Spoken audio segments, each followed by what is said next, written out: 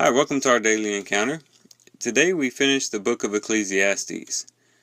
And as we look back on what we've read, we have to kind of think to ourselves, wow, this is kind of a depressing book. Really has a pessimistic outlook on life. And for some, they may not enjoy the book of Ecclesiastes because of that. But we have to understand that the book of Ecclesiastes is very necessary for us to truly understand the value of the spiritual life. The book of Ecclesiastes really tells us kind of what we already know. That as we look at this world around us and we see how empty, how vain everything is, we see how everything is just kind of running in circles. You get into the rat race of this world. And even though you think you're making progress, it's really just the same old thing over and over.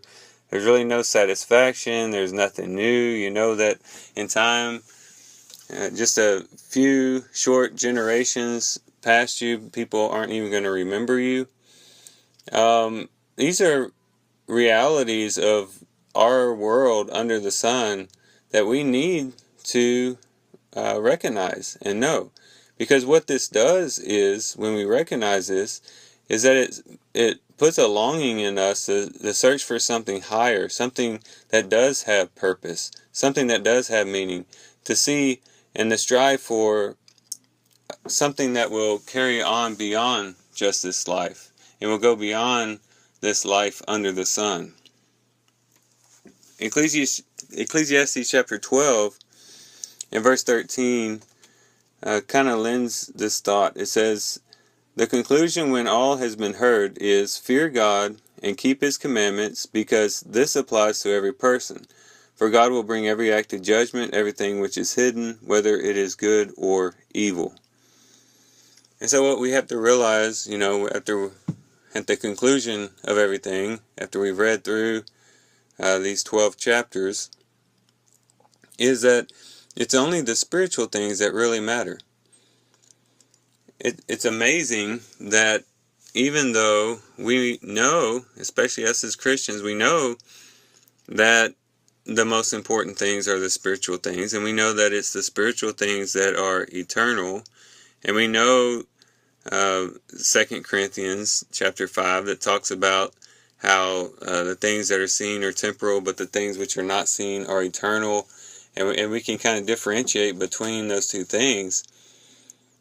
Still, it's amazing how easy it is to get wrapped up in the temporal, to get so wrapped up in life under the sun, that we don't even take time to regard or think about or even contemplate or meditate on spiritual things.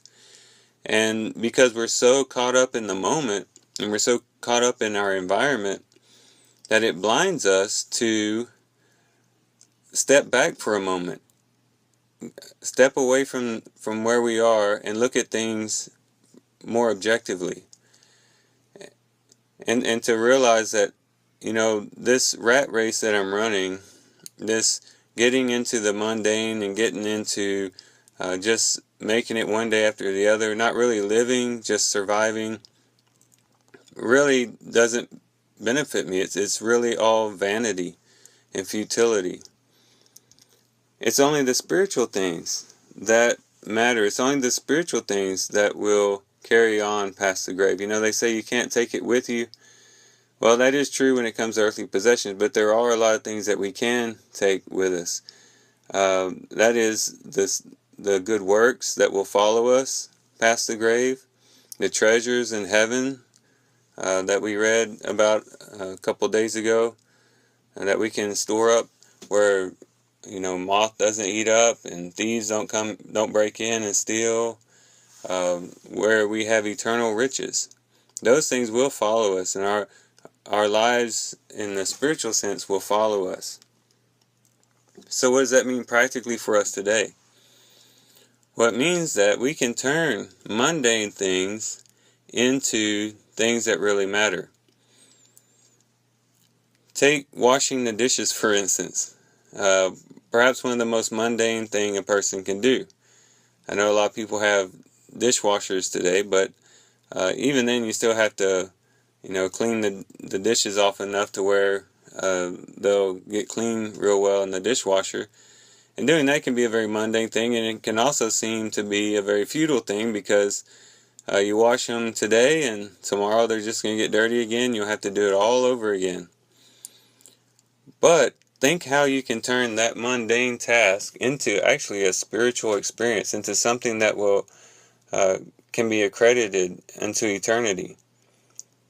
Well, how can you do that? Well, it's by doing it out of love for God, and doing it in a way that glorifies Him.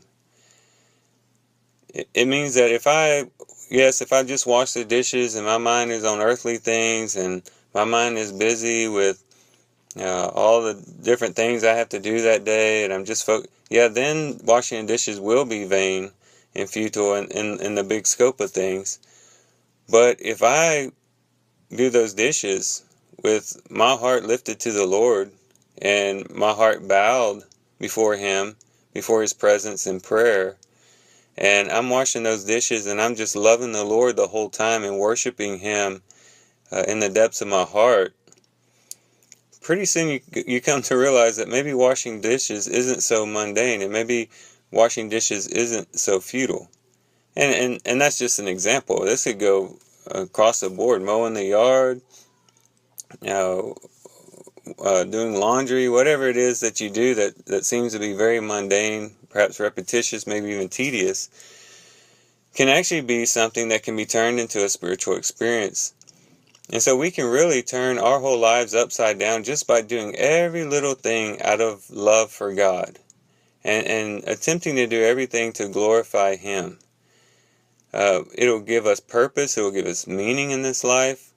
It'll cause us to submit everything unto Him. And pretty soon we'll find that instead of a vain life, we have a full life. Instead of a life that seems without any advantage at all, actually becomes very advantageous. One that seems to run in circles now has a direction. It's directed towards our God. Where once life just didn't have much satisfaction, now we are truly satisfied in Him. And we recognize everything and we see everything in a new light, and everything becomes new to us again. And we understand that, hey, because I'm doing everything that I do out of love for God and out of devotion to Him, this is something I can keep with me through eternity, and it is not vain. So as we sum up the book of Ecclesiastes, let's turn that state of perhaps being depressed and thinking about how vain this world is, to turning it into something positive, saying, look, I have an opportunity to make a choice of, is this day going to be lost in eternity to futility and vain and being vain and empty, or is this going to be a day that I can remember back in eternity where I worshiped the Lord, where I did everything, even the most little mundane things, I did out of love for God and out of an obedient heart. I think that would be more the route that we'd want to take, right? So let's try to do that today. Let's try to do everything out of love for God, devotion to Him, and see if that doesn't change our outlook and change our whole day. Well, thank you guys for listening in today. I love you guys. Hope you guys have a great day. God bless.